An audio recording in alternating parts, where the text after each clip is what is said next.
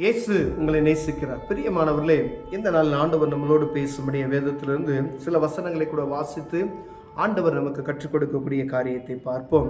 அது மத்தேயுவின் புஸ்தகம் 1வது அதிகாரம் 2வது வசனம் 5, 6, 7 வசனங்கள் இப்படியாக சொல்லுகிறது.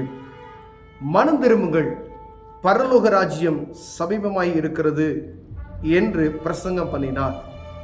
மனம் திரும்புங்கள், பரலோக ராஜ்யம் சமீபமாய் இருக்கிறது. ஆண்டவராய் இயேசு கிறிஸ்து இந்த பூமிக்கு வருவதற்கு முன்பதாய் தீர்க்கதரிசினால் உரைக்கப்பட்ட இந்த மனிதன் யோவான் ஸ்நானகன் அவருக்கு முன்பதாய் பாதையை செவ்வை பண்ணும்படியாய் ஆயத்தம் பண்ணும்படியாய் வந்த இந்த யோவான் ஜனங்களுக்கு போதித்து ஞானஸ்தானம் கொடுக்கிற ஒரு காரியத்தை வேதம் எழுதி வைத்திருக்கிறது. பிரியமானவர்களே, மனம் திரும்புங்கள், பரலோக ராஜ்யம் சமீபமாய் இருக்கிறது. அப்பொழுது எருசலேம் நகரத்தார் யூதேயா தேசத்தார் அனைவரும் யோர்தானுக்கு அடுத்த சுற்றுப்புறத்தார் யாவரும் அவனிடத்திற்கு போய் தங்கள் பாவங்களை அறிக்கையிட்டு யோர்தான் நதியிலே அவனால் ஞானஸ்தானம் பெற்றார்கள்.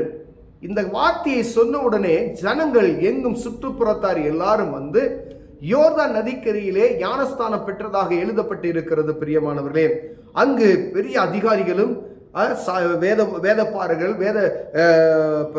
பரிசேயர்கள் எல்லாரும் வந்து ஞானஸ்தானம் எடுத்துக்கொள்கிறாங்க.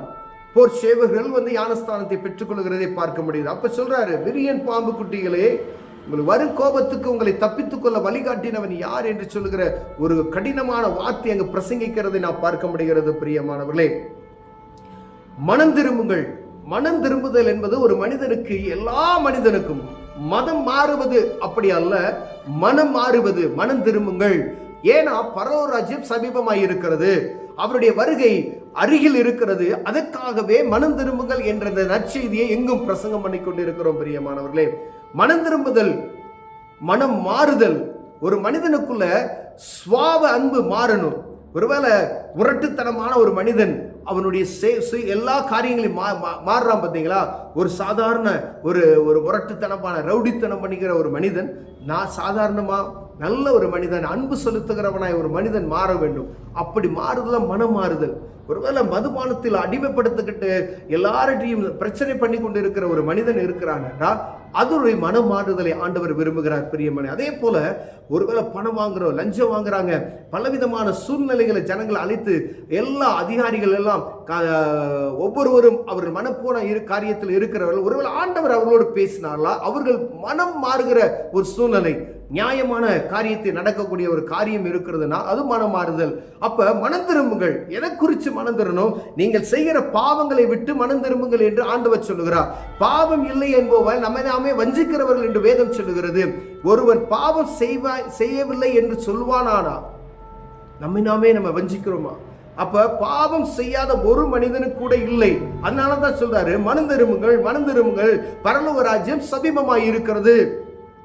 ஐயா, பரலோக ராஜ்யம் சமீபமாய் இருக்கிறதுனா காலம் கடைசியான காலத்தில் நாம் வாழ்ந்து கொண்டு இருக்கிறோம் என்பதற்காகவே ஆண்டவர் இந்த வசனங்களை அடுத்தடுத்த ஊழியக்காரர்கள் தீர்க்கதரிசிகளை கொண்டு நமக்கு உரைத்து கொண்டே இருக்கிறோம். இந்நாள் வரைக்கும் அந்த சத்தத்தை துணித்துக் கொண்டே இருக்கிறோம். அது கேட்கிறவர்கள் சிலர் அதை சட்டை பண்ணாமல் விடுகிறவர் அநேகம் பேர் இருக்கிறார்கள். அதை புரிந்து அதன்படி நடக்கிறவர்கள் அநேகம் பேர் இருக்கிறார்கள். ஆனால் நமக்கு நம்மை பாதுகாத்துக் கொள்வதற்கு முன் எச்சரிப்பாய்.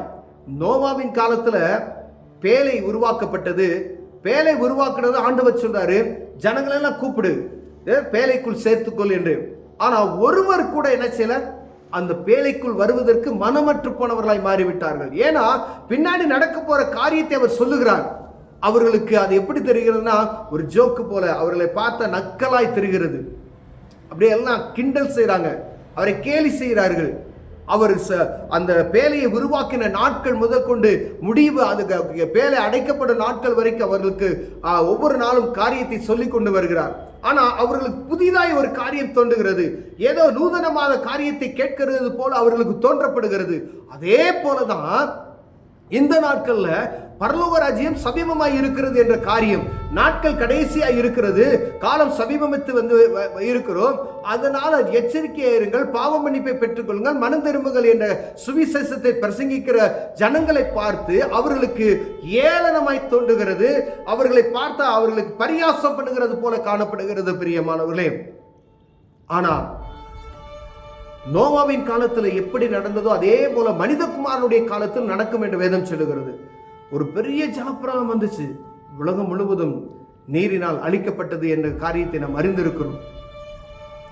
குறிப்பிட்ட நேரத்தில் கதவு அடைக்கப்பட்டது. பிரியமானவர்களே, அந்த பேழைக்குள் பிரவேசித்த உலகத்தினுடைய மிருகங்கள் முதற்கொண்டு பாதுகாக்கப்பட்டது.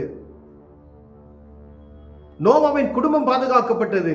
ஆனா அங்கிருந்த சகல ஜனங்களும் அழிந்து போய்விட்டார்கள். அப்ப யாருக்குமே அதை கேட்பதற்கான மனமற்ற சூழ்நிலையில் இருந்திருக்கிறார்கள். அதே போலதான் மனிதகுமாரன் காலத்தில் நடக்கும் என்று வேதம் சொல்லுகிறது. அப்படின்னா இந்த சத்தத்தை கேட்பதற்கு ஒருவருக்கு மனது இருக்காது. ஏன்னா இந்த சத்தத்தை கேட்கறதுக்கு அவங்களுக்கு நேரம் கிடையாது. பாவ மன்னிப்பு நிச்சயமா அவர்களுக்கு ஏதோ ஒரு மாதிரி வித்தியாசமா இருக்கிறது. உலகத்துல ஒரு படத்தை பார்ப்பதற்கு எவ்வளவு பிரயாசப்பட்டு ரொம்ப அடிபடி சண்டை போட்டு ஒரு காரியத்தை போய் பார்க்கிறார்கள். ஆனால் இப்படிப்பட்டதான ஒரு காரியத்தை பிரசங்கிக்கிற ஜனங்களை பார்த்து அவர்கள் ஏளனம் பண்ணுகிற நாட்கள்ல இருக்கிறோம். பிரியமானவர்களே, இதே போல நோவாவின் காலத்தில் நடக்கப்பட்ட அந்த காரியம் இப்பொழுது நடக்க போகிறது என்பதை அறிந்து கொள்ளும்படி ஆண்டவர் உங்களோடும் என்னோடு பேசுகிறார். எவ்வளவு செல்வம் இருந்தாலும் சரி, எவ்வளவு படிப்பு இருந்தாலும் சரி, ஒரு மனிதனுக்கு ரட்சிப்பு என்பது முக்கியம். அதெல்லாம் இங்கேயே முடிந்து போகும். அதெல்லாம் செல்லா காசு. எவ்வளவு படிச்சு எத்தனை டிகிரி வைத்திருந்தாலும் சரி, ஞானிகளாய் இருந்தாலும் சரி, ஆனால் ரட்சிப்பின் அனுபவம் ஒரு மனிதனுக்குள் இல்லை. மனம் திரும்பாமல் இருந்தோமையானால் பரலோக ராஜ்யம் சமீபமாய் இருக்கிறது, மனம் திரும்புங்கள் என்று சொல்லுகிற அந்த சத்தத்துக்கு செவி கொடுத்து, ஐயா நான் எதுக்கு மனம் திரும்பணும் கேட்கிறாங்க.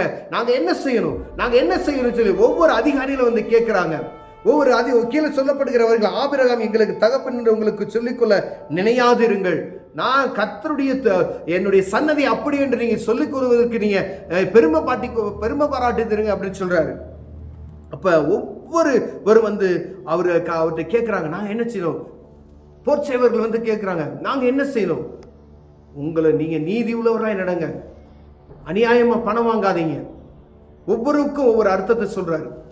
அவரவர் வேலையில உண்மையா இருங்க அப்படின்னு சொல்லி. அப்ப ஒவ்வொருவரும் அவரவர் வேலையில உண்மையா இருக்கும்படியாய் அப்படி ஆண்டவர் சொல்லுகிறதை நாம் பார்க்க முடிகிறது. பிரியமானவர்களே, அப்ப மனம் திரும்புதல் மனிதனுடைய பாவத்தை வெறுத்து பாவத்தை எடுத்து போட்டு நல் மனிதனாய் மாறுவதற்கே மனம் என்பதை நாம் புரிந்து கொள்ளும்படி அழைக்கப்படுகிறோம். அதுதான் மனம் மாறுதல். இதைதான் வேதம் சொல்லிக் கொடுக்கிறது. நீ பரிசுத்தமாய் வாழு, மற்றவன் தனி அன்பு செலுத்து, உன்னை நேசிக்கிறவனே நீ நேசித்த என்ன பிரயோஜனம்? உன்னை நேசிக்கிறது போல மற்றவங்களை நேசி அப்படின்னு சொல்றாரு. அப்ப இந்த சத்தத்தை கேட்டுக்கொண்டே இருக்கிற அன்பு சகோதரனே, மதம் மாறுவது பெரியது கிடையாது, மனம் மாறுவது முக்கியமானது என்பதை நாம் அறிந்து கொள்ளணும். ஏன் அப்படின்னா பரலோக ராஜ்யம் சமீபமாய் இருக்கிறது. எங்கும் யுத்தங்களும் யுத்தங்களின் செய்திகளை நாம் கேட்டுக்கொண்டிருக்கிறோம். இதெல்லாம் அடையாளமாக சொல்லப்பட்டு இருக்கிறது வேதத்துல. இதெல்லாம் நடக்கும் பொழுது நான் வாசற்படியில் வந்து நிற்கிறேன் என்று நீங்கள் அறிந்து கொள்ளுங்கள் அப்படின்னு சொல்றாரு. அதற்காக தான் அந்த மனம் மாறுதல் வேண்டும். நான் ஒரு பாவியா இருக்கிறேன், என்னால அதை கண்ட்ரோல் பண்ண முடியல அப்படின்னா நீங்க தேவ சமூகத்துக்கு போய் இதை செய்யாதபடி எனக்கு பாதுகாப்பு கொடுங்க அப்படின்னு சொன்னீங்கன்னா ஆண்டவர் பாதுகாப்பு கொடுப்பார். ஒரு அடிமைத்தனத்தில் நம்ம இருக்கிறோம் அப்படின்னு சொன்னா அந்த அடிமைத்தனத்திலிருந்து நான் வெளியே வர முடியல, என்ன வழி?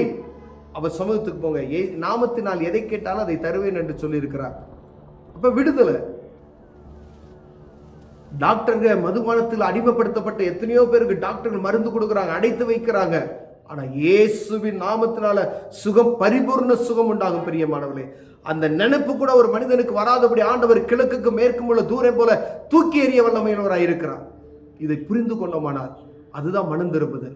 அந்த பரலோக ராஜ்யத்துக்கு ஏற்றவர்களாய் நம்மை ஆண்டவர் மாற்றும்படியாய் அவர் பக்கத்தில் இருக்கிறார் என்பதை அறிந்து கொள்ளும்படி ஆண்டவர் நம்மளோடு பேசுகிறார். கண்களை மூடுவோம், செவிப்பு. அன்பின் தகப்பனே, எங்கள் இருதயங்கள் மறுரூபமாக்கப்படட்டும். ஆண்டவரே, மனம் திரும்புங்கள், பரலோக ராஜ்யம் சமீபமாய் இருக்கிற இந்த வசனத்தை நாங்கள் கேட்டு அதன்படி நடக்க எங்களுக்கு உதவி செய்யும்.